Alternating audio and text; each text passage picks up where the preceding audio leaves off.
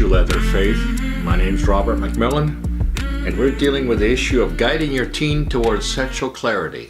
Perhaps you don't think that's particularly important right now, but in these days, with LBGT and LGBTQ and LGBTQ plus, and it goes on and on and on, there's an increase in the number of permutations on the theme of sexuality or gender. I hope to set you straight a little bit on some of this stuff because most of it's designed to confuse us and to keep us off target. Let me describe one situation that demonstrates the confusion that is out there in the world, and we're expected to accept it all. I'm going to tell you about a woman named Kate Bornstein.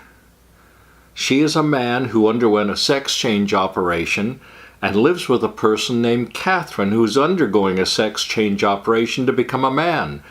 She describes herself as, quote, this is her quote, a bisexual, heterosexual, lesbian, gay, male, transsexual woman who is in a committed relationship with a lesbian man named David. Get that? I mean, it would be laughable if it wasn't so tragic. And we're required to accept her just as she is.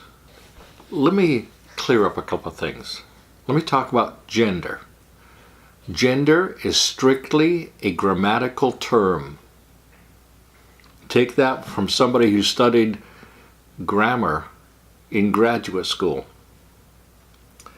And as such, there are only three genders. There's masculine, there's feminine, and there's neuter. Sexuality is determined in only one way, and that's by genetics. There are X chromosomes and there are Y chromosomes. Sex is not a sociological construct. If you have two X chromosomes, you're a female. End of discussion. If you have an X and a Y chromosome, you're a male. It is no more complicated than that. But the reason people are sociologically adjusting and engineering all these complications, I think, is primarily to confuse us all. Now, having heard all this, do you think there's a need for clarity? We've gone past the need. We're desperate. Do our teenagers, our adolescents, know the purpose of their sexuality? Today you can't keep your teen innocent, but you can help them stay pure. And there's one key to an adolescent's understanding of sexual roles and sexual identity. It's the parents.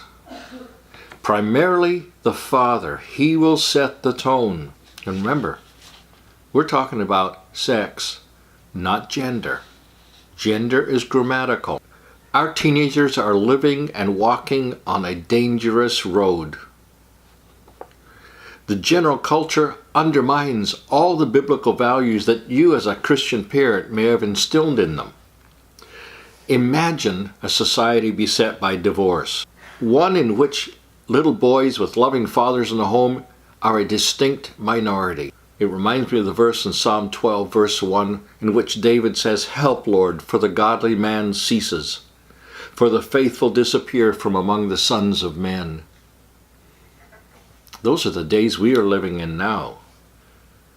As a result of this epidemic of failed men, there are few to help boys become men, giving us adult males who have failed to make it into manhood. See, I differentiate between adult males and men. Manhood is earned, and it only occurs when a man reaches out, grabs the hand of a boy, and pulls him into manhood, true manhood.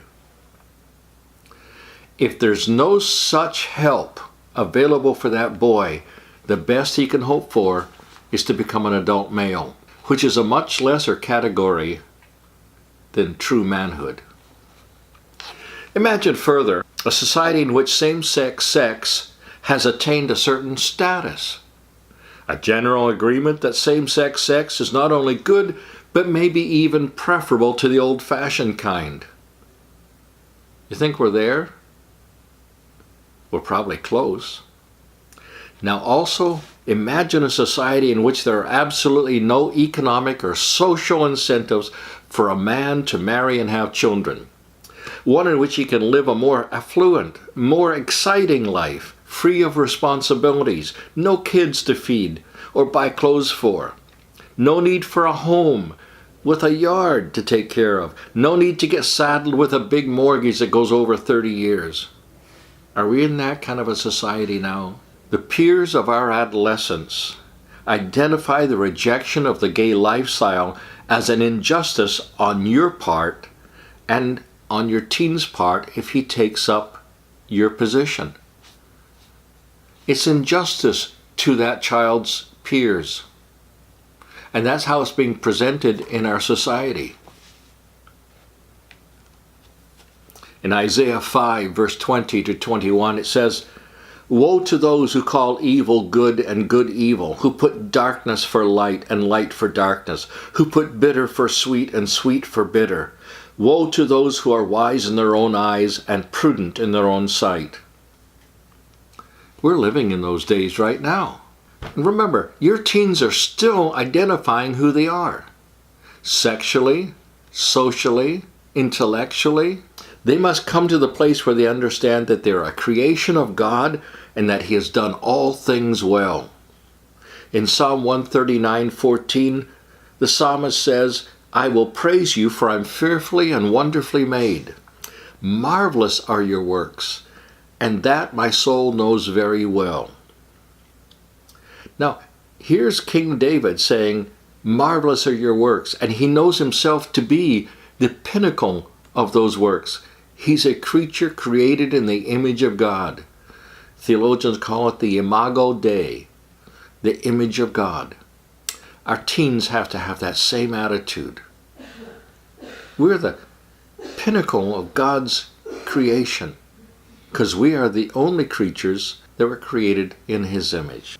As our teens walk this dangerous road, they cannot keep up with the changes that are happening to them, nor can they adapt quickly enough to maintain equilibrium. They're struggling, and we should know that. For some who mature more slowly, their friends leave them behind, and they no longer fit in with the children they grew up with.